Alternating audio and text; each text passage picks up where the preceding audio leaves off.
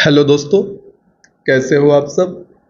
इस वीडियो में हम चर्चा करेंगे एमपीपीएससी प्रीलिम्स एग्ज़ाम की यूनिट 10 को ध्यान में रखते हुए तैयार की गई परीक्षाधाम पब्लिकेशन की आयोग से संबंधित पुस्तक में से मध्य प्रदेश लोक सेवा आयोग अर्थात एमपीपीएससी की।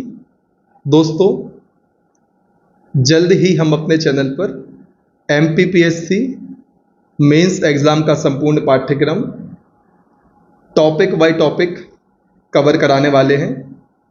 तो दोस्तों, बने रहिए आप हमारे साथ और हमारे वीडियोस एवं चैनल को अधिक से अधिक लोगों तक शेयर करें ताकि हमें एमपीपीएससी मेंस का सिलेबस कंप्लीट कराने में मनोबल मिले। तो चलिए इस वीडियो में हम शुरू करेंगे मध्य प्रदेश लोक सेवा आयोग की। सबसे पहले हम ओवरव्यू लेंगे इसका। दोस्तों, संविधान के अनुच्छेद 315 के तहत संवैधानिक संस्था मध्य प्रदेश लोक सेवा आयोग का प्रावधान है।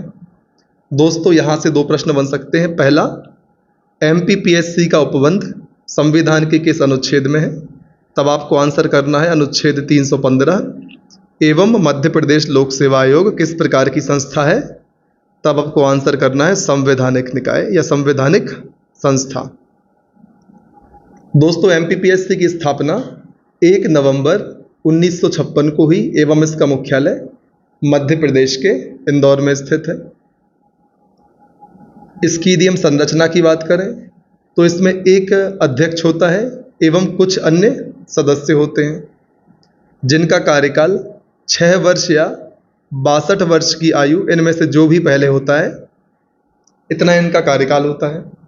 एवं एमपीपीएससी के सदस्य एवं अध्यक्ष की नियुक्ति राज्यपाल के द्वारा की जाती है।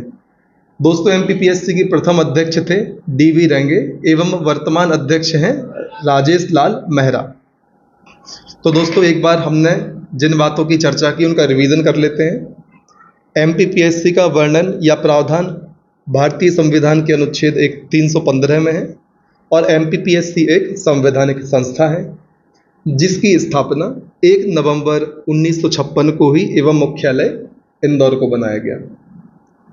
संरचना की यदि हम बात करें तो इसमें एक अध्यक्ष एवं कुछ अन्य सदस्य होते हैं जिनका कार्यकाल 6 वर्ष या 62 वर्ष की आयु, जो भी पहले हो तब तक होता है एवं इनकी नियुक्ति राज्यपाल या गवर्नर द्वारा की जाती है। एमपीपीएससी के पहले अध्यक्ष थे डीवी रेंगे एवं वर्तमान अध्यक्ष हैं राजेश लाल मेहरा। अब हम बात करते हैं एमपीपीएससी के कार्यों की। दोस्तों, राज्य सरकार में नियुक्ति हेतु राज्य सेवा, वन सेवा और इंजीनियरिंग सेवा आदि परीक्षाओं का आयोजन करवाना, अभ्यर्थियों की नियुक्ति, पदोन्नति तथा स्थानांतरण पर सरकार को सलाह देना। दोस्तों, आपके एग्जाम में प्रश्न आ सकता है कि नियुक्ति, पदोन्नति तथा स्थानांतरण पर सरकार को सलाह कौन देता है? तब आपको आंसर करना होगा एमपीपीएससी। प्रतिवर्ष किए गए कार्यों का प्रतिवेदन राज्यपाल को सौंपना। प्रश्न यहाँ से भी बन सकता है कि एमपीपीएससी द्वारा प्रतिवर्ष किए गए कार्यों का प्रतिवेदन किसे सौंपा जाता है? तब आपको राज्यपाल वाले ऑप्शन पर टिक करना है। कार्मिक प्रबंधन से संबंधित विषयों पर भी परामर्श देने का कार्य एमपीपीएससी करती है। सिविल सेवाओं और पदों पर स्थानांतरण करने में पदोन्नति की अनुशंसा भी एमपीपीएससी करती है। तो दोस्तों, हमने देखा राज्य सरकार में नियुक्ति हेतु राज्य सेवा, वन सेवा और इंजीनियरिंग सेवाओं में परीक्षाओं का आयोजन करना, अभ्यर्थियों की नियुक्ति, पदोन्नति तथा स्थानांतरण पर सरकार को सलाह देना, एमपीपीएससी द्वारा किए गए वार्षिक प्रतिवेदन जो उनके कार्यों से संबंधित होता है वह राज्यपाल को सौंपना, कार्मिक प्रबंधन से संबंधित विषयों पर भी परामर्श देती है एमपीपीएससी, सिविल सेवाओं और पदों पर स्थानांतरण करने में पदोन्नति की अनुशंसा करने का कार्य भी एमपीपीएससी का होता है। दोस्तों, 27 अक्टूबर 1956 को अधिसूचना के तहत 1 नवंबर 1956 को मध्य प्रदेश लोक सेवा आयोग का गठन किया गया। तो दोस्तों यहाँ पर प्रश्न दो प्रकार से बन सकता है। पहला कि एमपीपीएससी के गठन की अधिसूचना कब जारी की गई, तब आपको आंसर करना है 27 अक्टूबर 1956। एवं दूसरा प्रश्न एमपीपीएससी का गठन कब किया गया, तब आपको आंसर करना है 1 नवंबर 1956। दोस्तों मध्य प्रदेश लोक सेवा आयोग का गठन राज्य पुनर्गठन अधिनियम 1956 की धारा 118(3) के तहत किया गया। अब हम चर्चा करते हैं विस्तार से मध्य प्रदेश लोक सेवा आयोग की।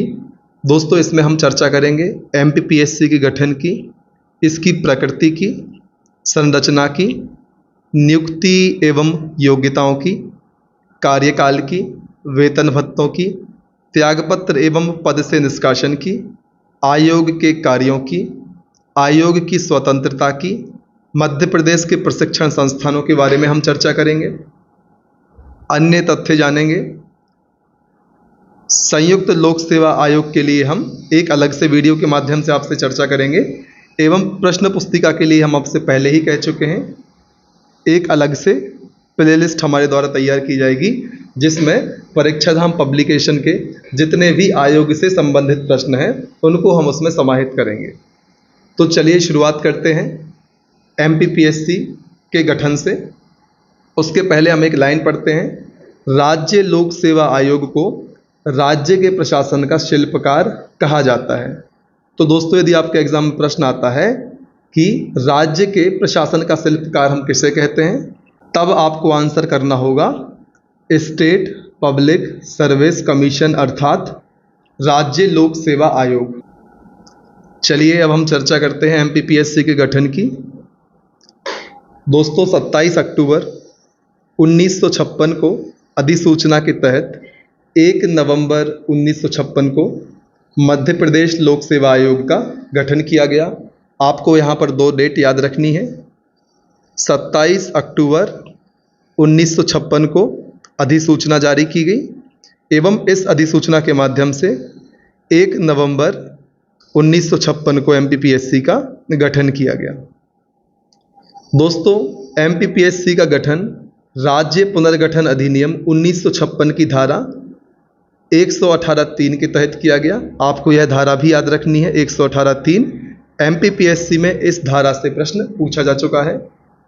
एमपीपीएससी की प्रथम परीक्षा अर्थात मध्य प्रदेश लोक सेवा आयोग की प्रथम परीक्षा 1958 में आयोजित की गई। सबसे पहले हमने बात करी गठन के लिए अधिसूचना कब जारी हुई, 27 अक्टूबर 1956। गठन कब हुआ, 1 नवंबर 1956। एमपीपीएससी का गठन किस अधिनियम के तहत हुआ एवं कौन सी धारा थी, तो राज्य पुनर्गठन अधिनियम 1956 की धारा 118(3) के तहत गठन किया गया एवं एमपीपीएससी ने प्रथम परीक्षा वर्ष 1958 में आयोजित करी। अब हम चर्चा करते हैं एमपीपीएससी की प्रकृति या नेचर किस प्रकार का है। दोस्तों एमपीपीएससी एक संवैधानिक निकाय है जिसका उल्लेख भारतीय संविधान के भाग 14 में किया गया है। दोस्तों यह आयोग राज्य की सर्वोच्च सेवाओं जैसे उप जिलाधीश, जिसको आप डिप्यूटी कलेक्टर कहते हैं, डीएसपी आदि की भर्ती एजेंसी है। भारतीय संविधान में राज्य लोक सेवा आयोग का वर्णन अनुच्छेद 315 से 323 में भाग 14 में शामिल किया गया है। तब आपको अनुच्छेद 315 से 323 के साथ साथ यह भी याद रखना है कि एमपीपीएससी या किसी भी राज्य लोक सेवा आयोग का वर्णन भारतीय संविधान के भाग 14 में किया गया है। अब हम बात करते हैं स्ट्रक्चर की। दोस्तों सदस्य संख्या संविधान में वर्णित नहीं है, परंतु राज्य लोक सेवा आयोग में अध्यक्ष सहित 5 सदस्य स्वीकृत हैं, अर्थात इसमें एक अध्यक्ष और 4 सदस्य शामिल हैं। वर्तमान एमपीपीएससी के अध्यक्ष हैं राजेश लाल मेहरा। सदस्यों की यदि हम बात करें तो इनमें चंद्रशेखर रैकवार, देवेंद्र सिंह मरकाम, कृष्णकांत शर्मा, रमन सिंह सिकवार शामिल हैं। अब हम देखते हैं मध्य प्रदेश लोक सेवा आयोग की संरचना को। तो दोस्तों यहाँ पर अध्यक्ष, फिर सदस्य, उसके बाद सचिव, एमपीपीएससी में उप सचिव, परीक्षा नियंत्रक, उप परीक्षा नियंत्रक एवं सहायक सचिव शामिल होते हैं। अब हम चर्चा करते हैं नियुक्ति एवं योग्यताओं की। दोस्तों राज्य सेवा आयोग के अध्यक्ष व सदस्यों की नियुक्ति राज्यपाल के द्वारा की जाती है। इन्हें पद से मुक्त करने का अधिकार राष्ट्रपति के पास है। दोस्तों यूपीएससी और एमपीपीएससी की जब हमने तुलनात्मक स्टडी की थी तब हमने देखा था कि एमपीपीएससी के सदस्य एवं अध्यक्षों की नियुक्ति तो राज्यपाल के द्वारा की जाती है, परंतु इन्हें पदमुक्त करने का या पद से हटाने का अधिकार भारत के राष्ट्रपति अर्थात प्रेसिडेंट ऑफ इंडिया को है। संविधान में आयोग के अध्यक्ष एवं सदस्यों की योग्यताओं का उल्लेख नहीं है, परंतु यह आवश्यक है कि आयोग के सदस्य को भारत सरकार या राज्य सरकार के अधीन कम से कम 10 वर्ष काम करने का अनुभव प्राप्त हो। तो दोस्तों संविधान में आयोग के सदस्य एवं अध्यक्षों के लिए क्या क्या योग्यताएं होनी चाहिए, इस बात का उल्लेख नहीं किया गया है, परंतु यह आवश्यक है कि जिस भी व्यक्ति को आयोग का अध्यक्ष या सदस्य नियुक्त किया जाता है उन्हें भारत सरकार या राज्य सरकार के अधीन कम से कम 10 वर्ष तक कार्य करने का अनुभव प्राप्त हो। अब हम चर्चा करते हैं पुनर्नियुक्ति या दोबारा नियुक्ति एवं पदोन्नति के बारे में। दोस्तों राज्य लोक सेवा आयोग का अध्यक्ष अन्य राज्य लोक सेवा आयोग का अध्यक्ष तथा संघ लोक सेवा आयोग के अध्यक्ष बनने का पात्र है। आयोग के सदस्य निम्नलिखित पदों में से किसी एक पर पदोन्नति के पात्र होते हैं। वह संघ लोक सेवा आयोग का अध्यक्ष व सदस्य बन सकते हैं। वह उसी राज्य अथवा किसी अन्य राज्य लोक सेवा आयोग के अध्यक्ष बन सकते हैं। अब हम चर्चा करते हैं राज्य लोक सेवा आयोग के अध्यक्षों एवं सदस्यों के कार्यकाल के बारे में। दोस्तों राज्य सेवा आयोग के अध्यक्ष व सदस्यों का कार्यकाल 6 वर्ष या अधिकतम उम्र 62 वर्ष तक है। इनमें से जो भी पहले हो वह इनका कार्यकाल माना जाता है। वेतन भत्ते मध्य प्रदेश लोक सेवा आयोग या राज्य लोक सेवा आयोग के अध्यक्ष व सदस्यों को वेतन राज्य की संचित निधि से दिया जाता है। आपके एग्जाम में प्रश्न बन सकता है कि राज्य लोक सेवा आयोग के अध्यक्ष व सदस्यों को वेतन कहाँ से दिया जाता है। एक ऑप्शन होगा राज्य की संचित निधि, दूसरा ऑप्शन बन सकता है केंद्र की संचित निधि। इसके अलावा 2 और अन्य ऑप्शन हो सकते हैं, आपको इन दोनों में कंफ्यूज नहीं होना है। राज्य लोक सेवा आयोग के अध्यक्ष व सदस्यों को वेतन राज्य की संचित निधि से दिया जाता है, किंतु इनको पद से मुक्त राष्ट्रपति कर सकता है अर्थात प्रेसिडेंट ऑफ इंडिया। इसकी बात हमने पहले की है। अब हम चर्चा करते हैं पद से निष्कासन। दोस्तों अध्यक्ष और सदस्य त्यागपत्र राज्यपाल को देते हैं, किंतु इनको राष्ट्रपति द्वारा हटाया जा सकता है, प्रेसिडेंट द्वारा हटाया जा सकता है। दोस्तों त्यागपत्र में और हटाने में अंतर होता है। त्यागपत्र व्यक्ति खुद की स्वेच्छा से देता है एवं हटाने के अलग अलग कारण हो सकते हैं। तो दोस्तों किसी भी राज्य लोक सेवा आयोग के सदस्य एवं अध्यक्ष अपना त्यागपत्र संबंधित राज्य के राज्यपाल को देंगे एवं इनको पद से हटाया राष्ट्रपति के द्वारा जाएगा। नीचे लिखा हुआ है राज्य लोक सेवा आयोग के अध्यक्ष तथा सदस्यों को यहाँ पर अध्यक्ष होना चाहिए, राष्ट्रपति द्वारा हटाया जाता है। इनको हटाए जाने के निम्न कारण हो सकते हैं। अब हम उन कारणों की चर्चा करते हैं जिसके आधार पर राष्ट्रपति इन्हें इनके पद से हटा सकता है। दोस्तों इनके दिवालिया घोषित होने पर, अन्य वैतनिक कार्यों में संलग्न होने पर, मानसिक या शारीरिक अक्षमता के आधार पर, दुर्व्यवहार अथवा कदाचार का दोषी पाए जाने पर, इन 4 आधारों पर भारत के राष्ट्रपति इनको इनके पद से हटा सकते हैं। दोस्तों, अब हम चर्चा करते हैं नोट पॉइंट की। इसमें वही प्रक्रिया अपनाई जाएगी जो राष्ट्रपति संघ लोक सेवा आयोग के सदस्यों को हटाने पर अपनाता है। जांच के दौरान इनको राज्यपाल सस्पेंड कर सकता है।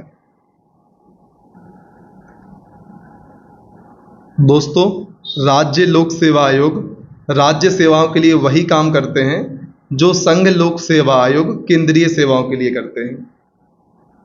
अब हम चर्चा करते हैं मध्य प्रदेश लोक सेवा आयोग के कार्यों की।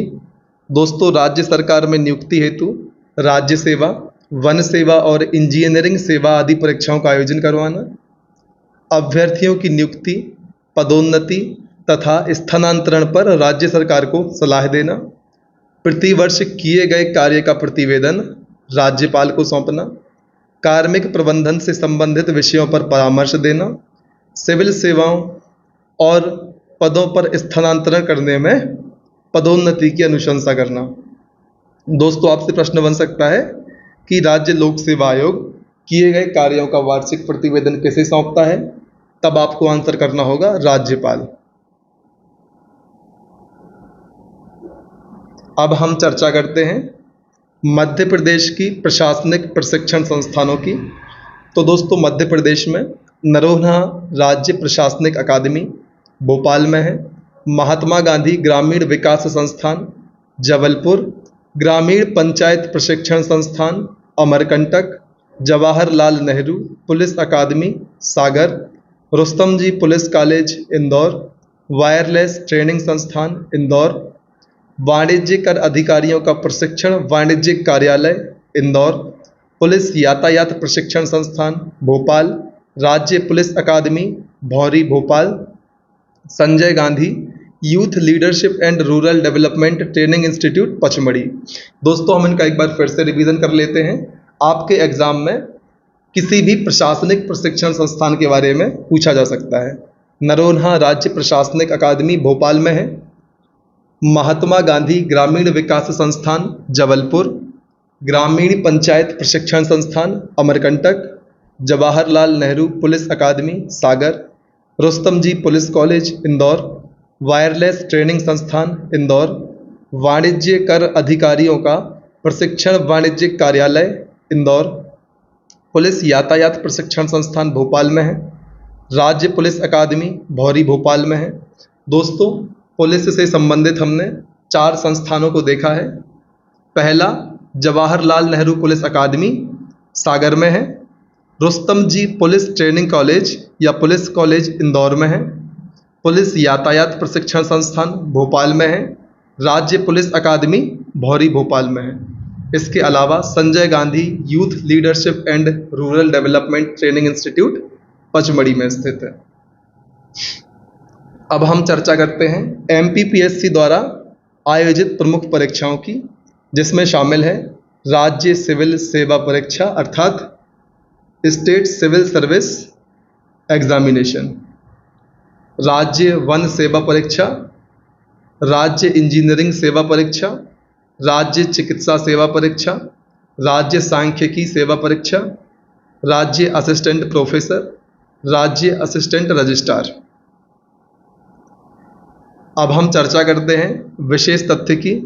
दोस्तों, मध्य प्रदेश लोक सेवा आयोग अर्थात एमपीपीएससी के प्रथम अध्यक्ष डी.वी. रेंगे थे। लोक सेवा आयोग अपनी वार्षिक रिपोर्ट राज्यपाल को सौंपते हैं, हम पहले ही चर्चा कर चुके हैं। दोस्तों, इनके अध्यक्ष एवं सदस्यों की नियुक्ति भी राज्यपाल करते हैं, किंतु इनको हटाया राष्ट्रपति के द्वारा जाता है एवं ये अपना त्यागपत्र राज्यपाल को सौंपते हैं। आपको कंफ्यूज नहीं होना है हटाने में और त्यागपत्र में। दोस्तों, राज्य लोक सेवा आयोग के अध्यक्ष एवं सदस्य अपना त्यागपत्र राज्यपाल को सौंपते हैं, किंतु इन्हें पद से हटाया राष्ट्रपति के द्वारा जाता है। आपको यह बातें ध्यान रखनी है। इसके अलावा मध्य प्रदेश लोक सेवा आयोग के मुख्यालय के सामने शहादत या शहादत खां स्वतंत्रता सेनानी की समाधि है।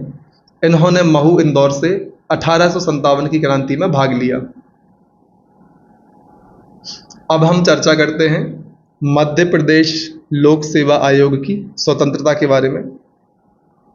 दोस्तों, नियुक्ति के पश्चात इनके सदस्य एवं अध्यक्षों के सेवा शर्तों में किसी भी बात में कोई भी अलाभकारी परिवर्तन नहीं किया जा सकता। कार्यकाल के दौरान वेतन भत्तों में कोई कटौती नहीं की जा सकती। राज्य लोक सेवा आयोग के अध्यक्ष और सदस्यों की नियुक्ति राज्यपाल द्वारा, किंतु उन्हें हटाने का अधिकार राष्ट्रपति को है। राज्य लोक सेवा आयोग के अध्यक्ष व सदस्य कार्यकाल के बाद पुनः उसी पद पर नियुक्त नहीं किए जा सकते, अर्थात उसी पद पर पुनर्नियुक्ति के पात्र नहीं होते। अब हम चर्चा करते हैं मध्य प्रदेश लोक सेवा आयोग के अध्यक्ष के बारे में एवं उनकी कार्य अवधि के बारे में। दोस्तों, मध्य प्रदेश लोक सेवा आयोग के पहले अध्यक्ष थे श्री डी.वी. रेंगे, जिनका कार्यकाल 1/11/1956 से 17/9/1957। फिर श्री H.C. सेठ, जिनका कार्यकाल 23/10/1957 से 11/10/1960। इसके बाद श्री S.P. मुशरान, जिनका कार्यकाल 7/11/1960 से 8/5/1963। फिर श्री R. राधाकृष्णन 3/6/1963 से 2/3/1969। फिर श्री M.P. श्रीवास्तव 8/11/1969 से 3/6/1972। श्री K.C. तिवारी 8/9/1972 से 11/2/1974। श्री K.N. सिन्हा 11/2/1974 से 17/7/1978। श्री N. सुंदरम 1/8/1978 से 21/6/1984। श्री M.B. पीटर 6/1/1986 से 1/11/1986। श्री S.L. शर्मा 2/11/1986 से 11/6/1991। फिर श्री J.N. कोल 6/1/1992 से 1/1/1996। फिर श्री ओम प्रकाश मेहरा 1/1/1996 से 15/12/1999। फिर श्री विनय शंकर दुबे जी 17/4/2000 से 16/4/2006। श्री प्रदीप कुमार जोशी 13/6/2006 से 28/9/2011। श्री अशोक कुमार पांडे 10/1/2012 से 1/7/2015। श्री विपिन ब्योहार 4/7/2015 से 14/11/2017 तक। श्री भास्कर चौबे 13/2/2018 से 29/2/2020। राजेश लाल मेहरा 30/12/2020 से वर्तमान तक। अब हम चर्चा करते हैं कार्यवाहक अध्यक्ष के बारे में। दोस्तों, अनुच्छेद 316 का के तहत राज्यपाल मध्य प्रदेश लोक सेवा आयोग के किसी सदस्य को कार्यवाहक अध्यक्ष नियुक्त कर सकता है। दोस्तों, यह शर्तें किसी अन्य राज्य लोक सेवा आयोग के लिए भी पूर्णतः सत्य हैं। कार्यवाहक अध्यक्ष के लिए निम्न शर्तें आवश्यक हैं। जब अध्यक्ष का पद रिक्त हो या जब अध्यक्ष अपना काम अनुपस्थिति या अन्य दूसरे कारण से नहीं कर पा रहा हो, इनमें से यदि एक भी कंडीशन फुलफिल होती है तो कार्यवाहक अध्यक्ष की नियुक्ति की जा सकती है। दोस्तों, कार्यवाहक अध्यक्ष तब तक कार्य करता है जब तक अध्यक्ष पुनः अपना काम नहीं संभाल लेता या अध्यक्ष फिर से नियुक्त नहीं हो जाता। अब हम बात करेंगे एग्जाम हेल्प की। दोस्तों, MPPSC के प्रथम अध्यक्ष डी.वी. रेंगे हैं। प्रदीप कुमार जोशी मध्य प्रदेश लोक सेवा आयोग और संघ लोक सेवा आयोग दोनों के अध्यक्ष रह चुके हैं। अब हम चर्चा करते हैं केंद्रीय प्रशासनिक अधिकरण की, अर्थात सेंट्रल एडमिनिस्ट्रेटिव ट्रिब्यूनल्स की, जिनको हम शॉर्ट में CAT कहते हैं। दोस्तों, केंद्रीय प्रशासनिक अधिकरण की स्थापना 1 नवंबर 1985 को हुई। इसका गठन भारतीय संविधान के अनुच्छेद 323 का के तहत किया गया। इसका उद्देश्य है लोक सेवकों से संबंधित विवादों को निपटाना। वर्तमान में केंद्रीय प्रशासनिक अधिकरण की 17 नियमित न्यायपीठें हैं। दोस्तों, कैट में सभी पदों की नियुक्तियां राष्ट्रपति द्वारा की जाती हैं। एक बार हम फिर से रिवीजन कर लेते हैं। दोस्तों, केंद्रीय प्रशासनिक अधिकरण की स्थापना 1 नवंबर 1985 को हुई। इसका गठन भारतीय संविधान के अनुच्छेद 323 का के तहत किया गया। इसका उद्देश्य होता है लोक सेवकों से संबंधित विवादों का निपटान करना। वर्तमान में केंद्रीय प्रशासनिक अधिकरण की 17 नियमित न्यायपीठ हैं। कैट में जितने भी पद होते हैं सभी पदों की नियुक्तियां राष्ट्रपति के द्वारा की जाती हैं। अब हम चर्चा करते हैं राज्य लोक सेवा आयोग से संबंधित संवैधानिक प्रावधानों की। सबसे पहले हम बात करेंगे अनुच्छेद 315। इसमें राज्य लोक सेवा आयोग के गठन की चर्चा करी गई है। 316 सदस्यों की नियुक्ति तथा कार्यकाल के बारे में बात की गई है। 317 आयोग के सदस्य की पदमुक्ति एवं निलंबन से संबंधित बातें की गई हैं। 318 आयोग के सदस्यों एवं कर्मचारियों की सेवा शर्तों संबंधी नियम के बारे में चर्चा करी गई है। 319 आयोग के सदस्यों द्वारा सदस्यता समाप्ति के पश्चात पद पर बने रहने पर रोक की बात करी गई है। 320 लोक सेवा आयोग के कार्यों की बात करी गई है। 321 आयोग के कार्यों को विस्तार करने की बात करी गई है। 322 आयोग के खर्चों की बात की गई है एवं अनुच्छेद 323 में आयोग के प्रतिवेदन की बात करी गई है। आप अलग अलग ट्रिक्स निमोनिक्स के माध्यम से इनको याद कर सकते हैं। फॉर एग्जाम्पल, अनुच्छेद 20 में कहा गया है लोक सेवा आयोग के कार्यों को आप सीक्वेंस में याद करें। पहले कार्यों की बात करी गई है, फिर उन्हीं कार्यों को विस्तारित कर दिया गया है, अर्थात बढ़ा दिया गया है। जब आप कार्यों को बढ़ाएंगे तब आपको खर्च ज़्यादा लगेगा और फिर खर्च का आप बाद में प्रतिवेदन के माध्यम से हिसाब देंगे। इस तरीके से आप निमोनिक्स बनाकर, ट्रिक्स बनाकर, लॉजिक्स लगाकर, चाहे वो तार्किक हो या ना हो, याद करने की सुविधा की दृष्टि से इन बातों का सहारा ले सकते हैं। अब हम बात करते हैं अन्य तथ्यों की। दोस्तों, मध्य प्रदेश लोक सेवा आयोग की स्थापना की अधिसूचना हम पहले ही कई बार डिस्कस कर चुके हैं। 27 अक्टूबर 1956 को जारी की गई एवं MPPSC की स्थापना राज्य पुनर्गठन अधिनियम 1956 की धारा 118(3) के तहत हुई। दोस्तों, MPPSC का मुख्यालय इंदौर में है एवं इसके मुख्यालय के सामने स्वतंत्रता सेनानी शहादत खां की समाधि स्थित है। MPPSC अपना वार्षिक प्रतिवेदन राज्यपाल को सौंपता है और राज्यपाल इस प्रतिवेदन को विधानमंडल के समक्ष रखता है। सबसे पहले हमने बात करी थी राज्य लोक सेवा आयोग को राज्य प्रशासन का शिल्पकार कहा जाता है। अब हम बात करेंगे मध्य प्रदेश प्रशासनिक अधिकरण की, जिसकी स्थापना वर्ष 1985 में हुई और इसका मुख्यालय जबलपुर में स्थित है। इसका गठन भारतीय संविधान के अनुच्छेद 323 का के तहत किया जाता है। इसका उद्देश्य होता है लोक सेवकों से संबंधित विवादों का निपटान करना। दोस्तों, नोट पॉइंट में लिखा हुआ है 1 अप्रैल 2003 से मध्य प्रदेश सरकार ने इस अधिकरण को समाप्त कर दिया।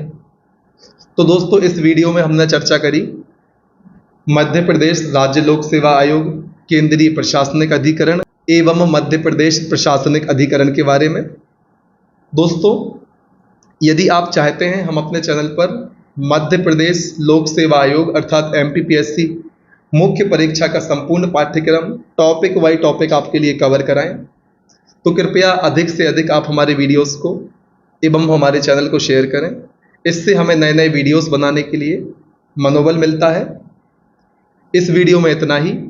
यदि आपको हमारे द्वारा बनाए जाने वाले वीडियोस आपके एग्ज़ाम की तैयारी में किसी भी प्रकार की सहायता करते हैं तो आप हमारे वीडियोस को लाइक करें, शेयर करें, चैनल को सब्सक्राइब कर लें, साथ ही साथ बेल आइकन प्रेस कर लें, ताकि जितने भी वीडियोस हम आपके लिए आगे लेकर आएंगे उनकी नोटिफिकेशन आपको तुरंत प्राप्त हो जाए। डिस्क्रिप्शन बॉक्स में हमने अपने टेलीग्राम चैनल की लिंक आपको दी हुई है। आप हमारे टेलीग्राम चैनल को ज्वाइन करके हमारी इस सुविधा का लाभ भी ले सकते हैं। बने रहें हमारे साथ, तब तक ना रुकें जब तक कि आपको आपकी मंजिल प्राप्त नहीं हो जाती। जय हिंद।